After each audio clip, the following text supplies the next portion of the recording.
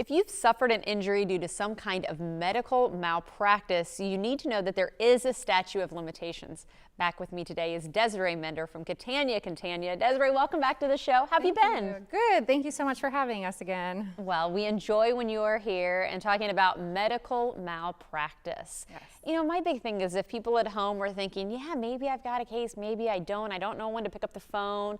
Where do people begin?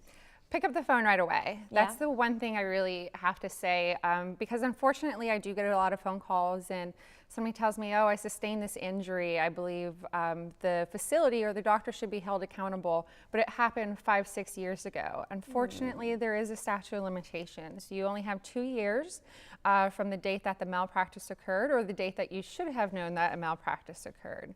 So what I mean by that later part, we were talking briefly earlier about situations where maybe a scalpel or a towel was left inside of you during surgery.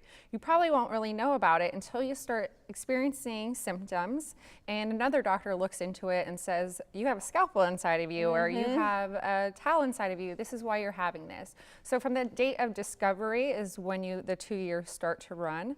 But even on that, there's additional maximums such as 7 years. You can't file a claim after 7 years regardless, but there's sometimes ways to get around that. So you should really contact an attorney because they are in the best position to know if your statute of limitations has ran, but it's always better to do it sooner rather than later.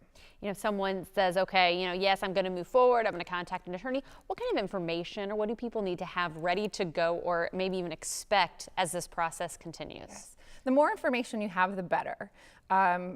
It's really important to keep track of all the doctors that you've seen, who was prescribing what to you, which doctor was making what recommendations to you, and then a list of the side effects that you've been experiencing since this potential malpractice had occurred.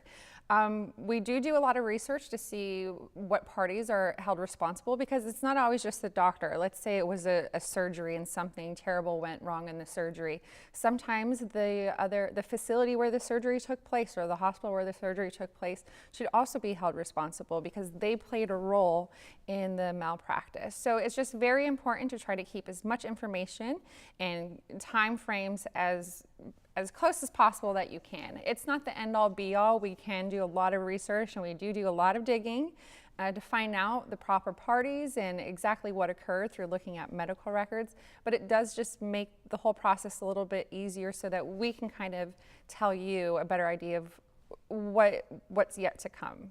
Do people need to keep in mind like a certain kind of injury or a certain, how bad the injury is, for instance? Like, does it need to be, be able to cause a disability in the person, or what are some of the kind of things people need to keep in mind, or should they call you regardless? I think they should call us regardless because sometimes, too, they're only at the beginning stages, unfortunately. So that's one of the main reasons why I hear people put it off. They're like, well, it wasn't too bad at the beginning, and I'm not a litigious person.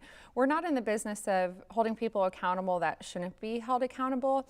Just to even file a lawsuit, we have to have other doctors that look over it and write an affidavit that do assure that malpractice had occurred. Because we also want doctors to be able to treat patients and not be afraid that they're going to be sued for something that they didn't do or that they didn't do wrong.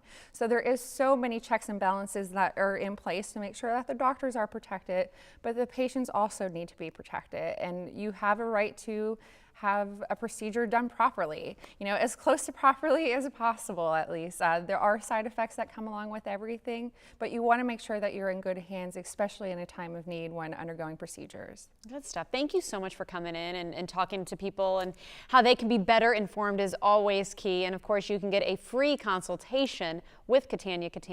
Give them a call. There's the phone number on your screen and also their website.